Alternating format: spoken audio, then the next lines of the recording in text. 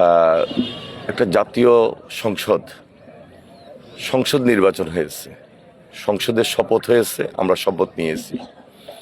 হা না ভোট হয়েছে, গণভোট, সেখানে হা জয়যুক্ত হয়েছে। খুব স্বাভাবিক কারণেই পার্লামেন্টে বিলটা রেজ হবে।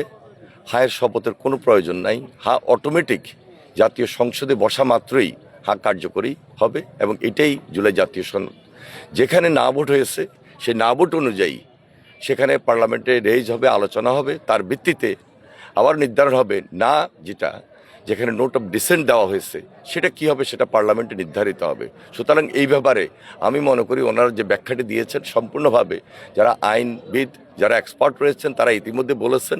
সুতরাং একটু জানা দরকার, সুন্দরভাবে বলা দরকার, এবং গ্রহণযোগ্য, বিশ্বাসযোগ্য যে সিদ্ধান্তটি জনসাধারণ দিয়েছেন হা ভোট, সেটি অটোমেটিক নির্ধারক অনুযায়ী দায়িত্বশীল অবস্থান থেকে পার্লামেন্টে রেজ করার মধ্য দিয়ে সেটি কার্যকরী হবে।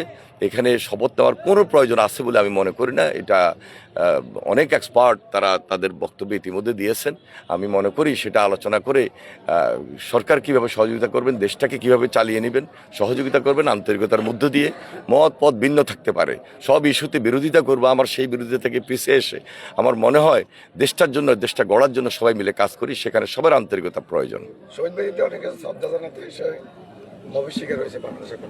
গতকাল রাত্রে সরকারের প্রশাসন এখানে কতটুকু ব্যর্থ?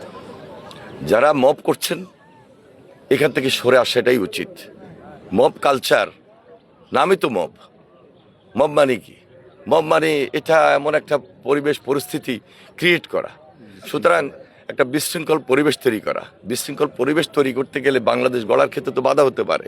সুতরাং যারাই বাংলাদেশ গড়ার ক্ষেত্রে বাধা দিবে তারা দেশের শত্রু হিসেবে পরিণত হবে। সুতরাং মব কালচার থেকে ফিরে এসে আমাদের দায়িত্বশীল অবস্থান থেকে আমাদের কথা বলতে হবে, কাজ করতে হবে। সরকার এবং দেশকে সহযোগিতা করার জন্যই কাজ করা উচিত। কেউ যদি এর বাহিরে কিছু করতে চান সেটা দায়িত্ব তাদের উপরে বর্তাবে। সরে আসুন সেখান থেকে, আশা করি। ধন্যবাদ।